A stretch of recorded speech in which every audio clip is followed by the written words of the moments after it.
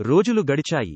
ఒకరోజు ద్రోణాచార్యుడు, ఈరోజు గుర్రాలపై స్వారీ చేస్తూ యుద్ధం ఎలా చెయ్యాలో నేర్పుతాను అని శిష్యులందరినీ గుర్రాలపై అడవిలోకి తీసుకెళ్లాడు.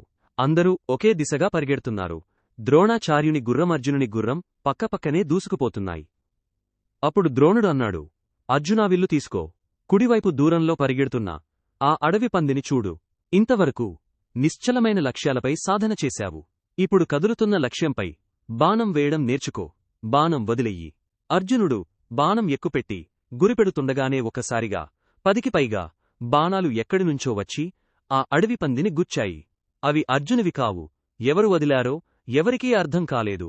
బాణాలు గుచ్చిన నొప్పితో పంది గట్టిగా కేకవేసింది. వెంటనే మరో బాణం దూసుకొచ్చి పంది మెదడును చీల్చేసి దాన్ని అక్కడికక్కడే పడగొట్టింది. అందరూ గుర్రాలపై నుండి దిగి ఆశ్చర్యంతో ఆ బాణాలు ఎక్కడినుంచి వచ్చాయో వెతికారు. చివరికి దూరంలో ఒక వేటగాడు కనిపించాడు. కండలతో ఉట్టిపడే శరీరం, నడుముకు పులిచర్మం, చేతిలో విల్లు.